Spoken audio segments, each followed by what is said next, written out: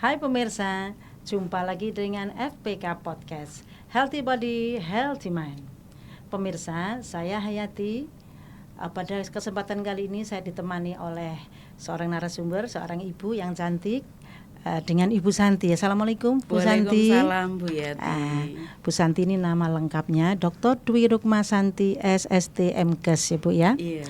Beliau adalah sebagai dosen dari prodi ilmu gizi dan beliau juga banyak pekerjaannya di luar sebagai narasumber juga ya Bu ya, terutama tentang kesehatan masyarakat. Kemudian beliau juga sebagai pendamping puskesmas dengan ini Kespro ya Bu ya, kesehatan reproduksi remaja. Kesehatan reproduksi remaja, luar biasa sekali. Nah, tema yang kita angkat pada kali ini adalah isu kesehatan reproduksi apa sih yang dihadapi anak muda Indonesia, Bu Santi. Bu Santi, pada dewasa ini kan era global informasi ya Bu ya, di mana generasi muda bisa mengakses informasi dari mana-mana.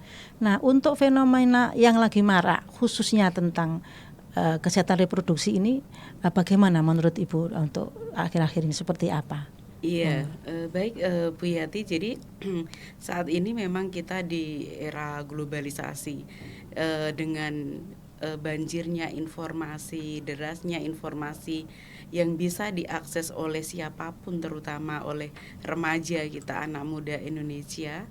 Nah, ini yang menjadi tantangan adalah ketika remaja itu melakukan perilaku berisiko begitu, terutama terkait dengan kesehatan reproduksi.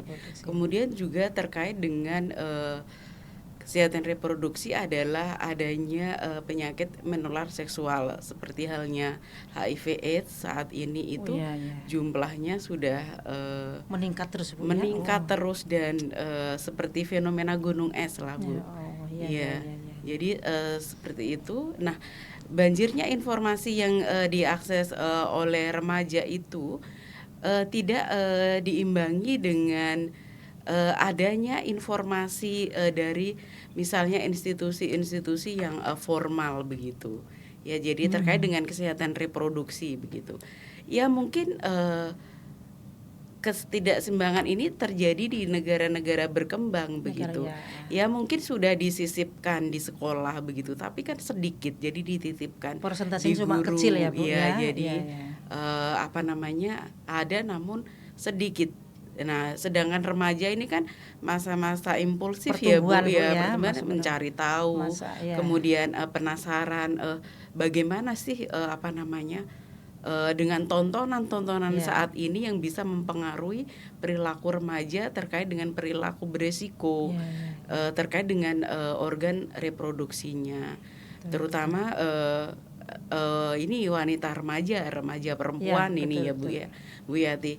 Kan mereka tidak menyadari bahwa mereka itu bisa hamil begitu Bu, terkait dengan perilaku berisiko yang dilakukan bahwa ketika sudah masa pubertas akil balik itu akil balik. Jadi perempuan kan mendapatkan menstruasi itu yang tanda awalnya itu. Nah, itu sudah bisa melakukan fungsi reproduksinya, bisa hamil Bu. Ya, bahkan ada didapatkan kehamilan dini itu pada usia 10 tahun. Masya Allah. Begitu. Ada kayak Bu ya kasus ada di yang masyarakat usia 10 tahun sudah menstruasi, kemudian dengan ini bebas ada mungkin dia ya tidak dan itu tidak peduli di kota saja Bu, di desa sekarang ini. Kita tahu bahwa anak remaja ini juga tergantung dengan gadgetnya seperti itu, yang dengan mudah mengekliknya. Nah, seperti itu Bu Yati. Kalau sosialisasi di sekolah-sekolah misalnya Bu Santi, itu seperti apa Bu supaya mengenalkan tentang kesehatan reproduksi ini kepada kaum remaja ini? Sebetulnya sudah ada misalnya solusi yang komprehensif itu sesuai usia ya Bu. Sesuai usia. Jadi ketika usia SD itu apa sih topik kesehatan reproduksi yang diberikan, misalnya terkait dengan kalau masih usia SD terkait dengan tanda-tanda pubertas, begitu gejala awalnya ya, bagaimana? gejala awalnya bagaimana baik pada laki-laki maupun perempuannya, Bu. Jadi kalau laki-laki misalnya sudah mendapatkan mimpi basah misalnya seperti itu kan awal dari itu. Kemudian kalau perempuan sudah istilahnya mendapatkan menstruasi seperti itu ya. Jadi saat ini dengan gizi yang baik usia kelas 5 SD itu sudah menstruasi, Bu. Sekarang Veronica masih muda, masih kecil-kecil gitu ya, masih 9 tahun, masih seperti itu. Karena asupan gizinya karena asupan gizi yang bagus. Seperti itu, Bu Yati. Kemudian usia SMP apa sih yang harus diperkenalkan? Jadi pada usia 13 ini ya sampai 15. Nah, seperti itu. Jadi ada saat ini loh terjadi perubahan pada alat reproduksimu begitu. Jadi ada baik step by itu cowok atau cewek kan ya. Iya. Fenomenanya itu ya reproduksi kan sama-sama punya Jadi bagaimana menanggulanginya ya. Kemudian gini Bu, kalau untuk awal ya, untuk tahap awal misalnya SD atau SMP bagi mereka yang pertama-tama mendapati menstruasi, kemudian kalau yang laki-laki itu kan mimpi basah ya. Nah, untuk menjaga kesehatan organ intim ya, itu sebaiknya bagaimana Bu? Itu siapa yang harus apakah orang tuanya atau ada juga penjelasan mungkin di sekolah gitu? Jadi pendidikan reproduksi, kesehatan reproduksi khususnya pendidikan seksual misalnya ya Bu ya. Orang tua itu sejak dini memang harus sudah memperkenalkan. Misalnya sejak usia dini itu ya sejak masih balita ya kan. Misalnya tidak boleh mandi bersama. Misalnya antara anak laki-laki dengan anak perempuan. Kemudian jadi itu kan diajarkan ya. Terus nggak boleh menyentuh alat kemaluannya ya seperti itu. Itu sudah mulai ya kan Bu. Itu sudah termasuk pendidikan kesehatan seksual ya, termasuk bagian kesehatan reproduksi begitu. Jadi harus sama Bu. Jadi laki-laki dan perempuan begitu. Nah, kalau perempuan ini bisa hamil dan yang laki-laki bisa menghamili ketika fungsi reproduksi itu sudah berfungsi. Seperti itu. Jadi menjaga tidak hanya wanitanya ya, cowoknya pun juga sama-sama ya. Apalagi juga sekarang ini dengan informasi yang mudah didapat lewat gadget dengan gambar-gambar yang ada di media itu bahkan jangan salah, ada yang media-media kartun yang sifatnya komik itu yang ada yang vulgar tanpa disadari kayaknya kartun tetapi kontennya itu begitu. Jadi seperti itu ya. Inilah yang memancing anak kemudian remaja itu bagaimana sih melakukan ini. Nah, ketika tidak ada informasi yang benar yang itu dari orang tua kemudian guru yang sebagai pendidik yang dititipkan ini tadi ya bisa terjadi hal seperti itu. Ya saat ini angkanya yang banyak itu di metropolitan ya Bu, terkait dengan KTD, kehamilan tidak diinginkan. Apa tadi singkatannya? KTD misalnya. KTD, kehamilan tidak diinginkan begitu. Biasanya kan usia ini ya, masih usia rentan itu ya. Iya, jadi bahkan di Jakarta itu usia 10 sampai 15 tahun itu ada. Begitu. Demikian juga di kota metropolitan yang terbesar kedua di Surabaya. Itu Surabaya tinggi loh Bu HIV AIDS-nya. Masya Allah. Astagfirullah ya. Jadi ini perilaku dan itu anak remaja ya. Iya, perilaku berisikonya bisa berasal dari penasun, narkoba suntik. Pengguna narkoba suntik. Penasun pengguna narkoba suntik. Karena bergantian. Ya, biasanya kan satu kelompok ada komunitasnya, misal satu kelompok 5 orang nih Bu ya. Yang pertama ini kan biasanya ketuanya dulu ya suntik, kemudian harus nih Bu, harus mau yang anggotanya harus untuk solidaritas harus bekas dari ya Allah, ketuanya, betul, begitu. betul. Jadi kayak Nah, harus pakai ya, gitu ya. dipakai. Nah, setelah itu tanpa sadar mereka melakukan hubungan seksual, begitu. Itu yang jadi penularannya seperti itu ya. Bu, Perilaku sekali beresiko seperti itu, iya, begitu. iya. Jadi sangat banyak kondisi-kondisi yang di sekitar kita yang tidak kita sadari ya, dan orang tua zaman ini jadi pada generasi Z ini ya, bahkan generasi alfa yang itu ya memang harus waspada banget, tidak hanya harus ada keluarga pembinaan, tetapi ya juga pendidikan. jadi juga orang tua juga di sekolahnya juga ya. Jadi seperti itu. Begitu. Jadi ini fenomena ini sangat ini ya Bu Santi ya, yang menakutkan, makanya kita harus waspada, hati-hati ya, baik pihak orang tua ataupun pihak sekolah.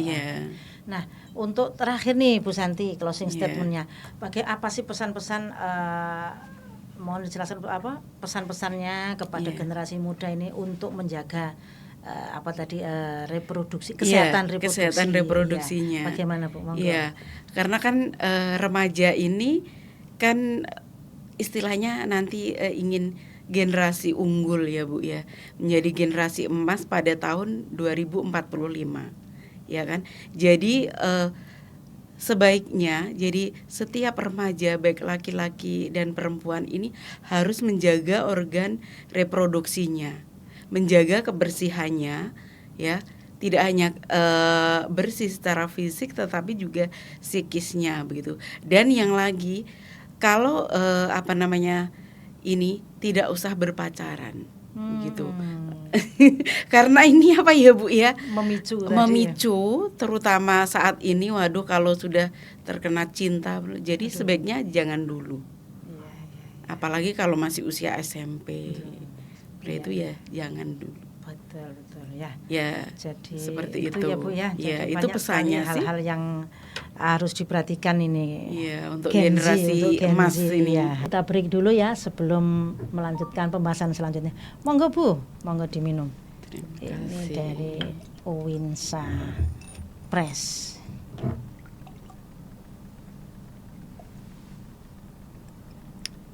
Alhamdulillah. Materi selanjutnya Bu. Tadi kita akan membahas masalah kesehatan reproduksi dengan sosialisasinya, gitu. Nah, jika tidak kesehatan reproduksi ini tidak mereka misalnya mengabaikan itu semua ya, itu apa itu penyakit-penyakit yang bisa menghinggapi kalau kita tidak memperhatikan tentang itu, apa saja Bu yang ada terjadi di masyarakat? Iya, jadi untuk yang masalah ringan ini biasanya kalau pada perempuan ini akan terjadi keputihan. Nah, keputihan ini kan ada yang normal, ada yang nggak normal, begitu. Kalau normal kan yang biasa didapati sebelum menstruasi seperti itu, dan tidak berbau dan bening seperti itu. Jadi normal. Nah, untuk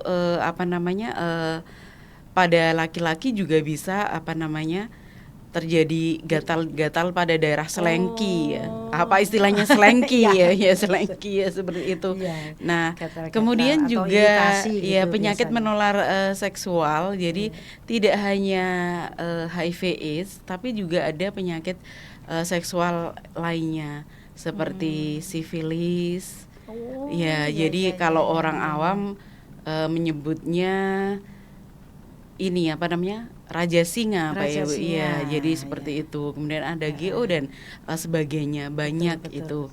Nah, ini yang juga harus diketahui oleh semua begitu remaja, karena bisa terjadi pada perempuan dan laki-laki. Itu betul. untuk penyakit-penyakit terkait dengan organ reproduksi begitu ya Bu ya, terkait dengan penyakit menular seksual yang bisa menular juga melalui hubungan seksual begitu kan. Seperti itu. Nah, kalau remaja-remaja ini mengalami seperti itu, yang untuk individu ya kesehatan tadi ya, yang intern jadi seperti keputihan dan sebagainya, itu sebaiknya kalau mereka misalnya sudah mendapati itu konsultasinya kemana itu Bu Santi? Iya, kalau untuk keputihannya itu fisiologis dalam arti normal ya, tidak berbau, kemudian itu dialami ketika sebelum menstruasi. Nah, itu biasanya tidak perlu obat, cukup menjaga kebersihan kan seperti itu. Jadi orang tua juga harus tahu nih, ibu itu mengajarkan itu bahwa itu biasa. Nah, kalau ingin berkonsultasi juga bisa begitu, karena takut atau kok nggak selesai misalnya seperti itu. Remaja itu yang malu-malu. Ya, malu-malu. Nah, sekarang kan bisa ke puskesmas, ada klinik remajanya seperti itu. Terkait dengan remaja juga ada klinik narkoba juga ada seperti itu. Begitu. Jadi dikonsultasikan. Begitu. Istilahnya remaja harus ini ya. Ya, aware, jadi sadar seperti itu. Betul. Ya. Kemudian untuk kesehatan reproduksi sendiri, kan itu kan tadi cowok sama cewek, ya. Kalau misalnya nih tadi kan step by step ya, mulai SD ada bagaimana urutannya.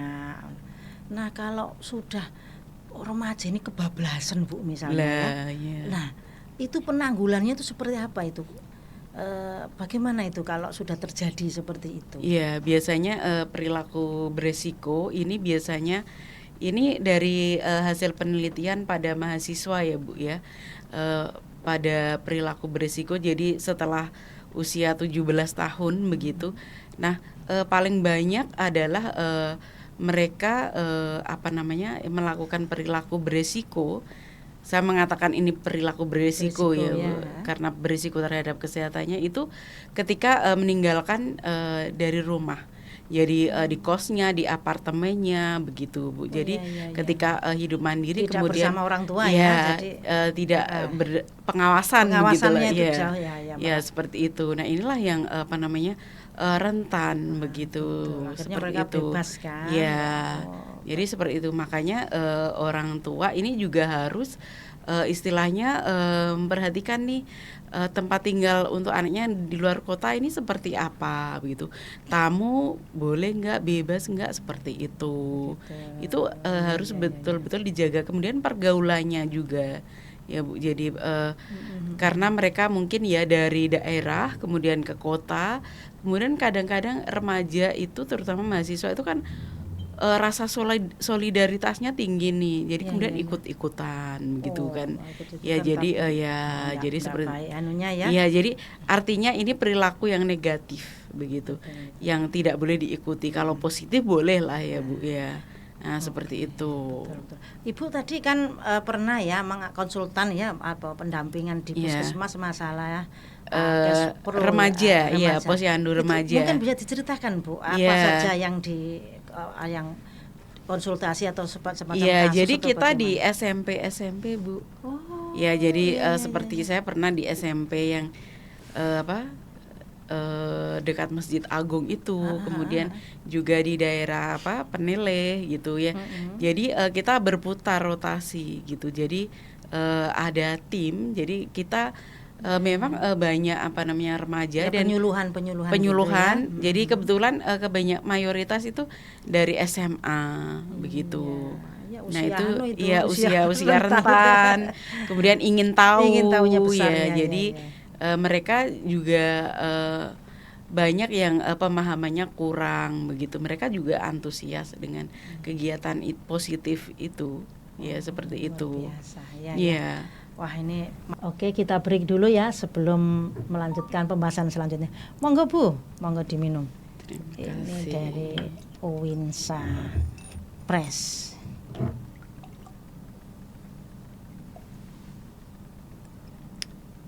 Alhamdulillah. Materi selanjutnya Bu. Tadi kita akan membahas masalah kesehatan reproduksi dengan sosialisasinya, gitu. Nah, jika tidak kesehatan reproduksi ini tidak mereka misalnya mengabaikan itu semua ya, itu apa itu penyakit-penyakit yang bisa menghinggapi kalau kita tidak memperhatikan tentang itu, apa saja Bu yang ada terjadi di masyarakat? Iya, jadi untuk yang masalah ringan ini biasanya kalau pada perempuan ini akan terjadi keputihan. Nah, keputihan ini kan ada yang normal, ada yang nggak normal, begitu. Kalau normal kan yang biasa didapati sebelum menstruasi seperti itu, dan tidak berbau dan bening seperti itu. Ya, jadi ya normal. Nah, untuk pada laki-laki juga bisa terjadi gatal-gatal pada daerah selengki ya. Apa istilahnya selengki ya selengki ya seperti itu. Nah, kemudian juga ya penyakit menular seksual. Jadi tidak hanya HIV/AIDS tapi juga ada penyakit seksual lainnya seperti sifilis. Jadi kalau orang awam menyebutnya ini raja singa ya Bu. Iya, jadi seperti itu. Kemudian ada GO dan sebagainya, banyak itu. Nah, ini yang juga harus diketahui oleh semua begitu remaja, karena bisa terjadi pada perempuan dan laki-laki. Itu untuk penyakit-penyakit terkait dengan organ reproduksi begitu ya Bu ya, terkait dengan penyakit menular seksual yang bisa menular juga melalui hubungan seksual begitu kan. Seperti itu.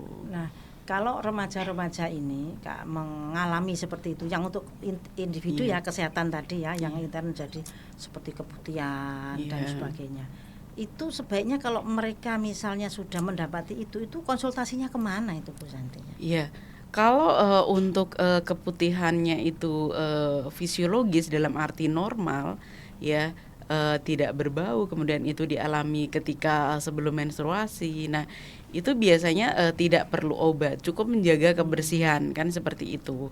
Jadi orang tua juga harus tahu nih, ibu itu mengajarkan itu bahwa itu biasa. Nah, kalau ingin berkonsultasi juga bisa begitu, karena takut atau kok nggak selesai misalnya seperti itu. Remaja itu yang malu-malu. Iya, malu-malu.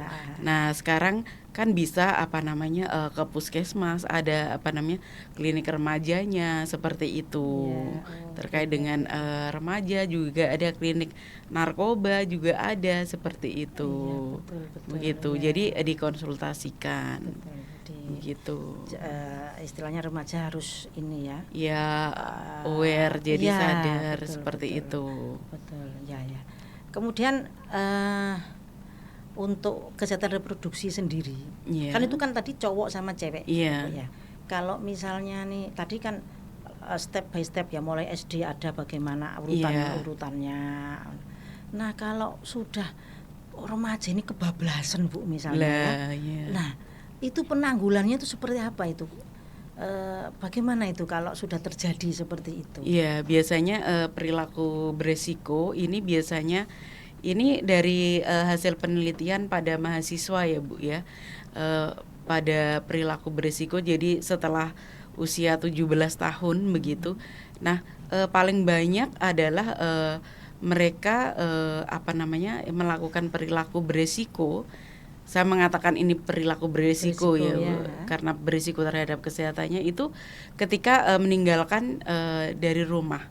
Jadi di kosnya, di apartemennya begitu Bu. Jadi ketika hidup mandiri tidak kemudian bersama orang tua jadi tidak pengawasan gitu lah ya. Seperti itu. Nah, inilah yang rentan begitu. Akhirnya seperti mereka itu. Bebas kan. Ya. Jadi seperti itu, makanya orang tua ini juga harus istilahnya memperhatikan nih tempat tinggal untuk anaknya di luar kota ini seperti apa begitu. Tamu boleh nggak, bebas nggak, seperti itu. Itu harus betul-betul dijaga. Kemudian pergaulannya juga ya Bu. Jadi karena mereka mungkin ya dari daerah kemudian ke kota, kemudian kadang-kadang remaja itu terutama mahasiswa itu kan rasa solidaritasnya tinggi nih, jadi kemudian ikut-ikutan gitu kan. Ya jadi jadi seperti ya jadi artinya ini perilaku yang negatif begitu, yang tidak boleh diikuti. Kalau positif boleh lah ya Bu ya. Nah seperti itu. Betul. Ibu tadi kan pernah ya konsultan ya apa pendampingan di puskesmas masalah remaja, ya posyandu remaja. Mungkin bisa diceritakan Bu apa saja yang yang konsultasi atau semacam kasus. Jadi kita di SMP Bu. Ya jadi seperti saya pernah di SMP yang dekat Masjid Agung itu, kemudian juga di daerah Penele gitu ya. Jadi kita berputar rotasi gitu. Jadi ada tim. Jadi kita memang banyak remaja ya, dan penyuluhan gitu ya. Jadi kebetulan kebanyak mayoritas itu dari SMA begitu. Nah itu usia rentan, kemudian ingin tahunya besar, jadi mereka juga banyak yang pemahamannya kurang begitu. Mereka juga antusias dengan kegiatan positif itu ya, seperti itu. Biasa, ya.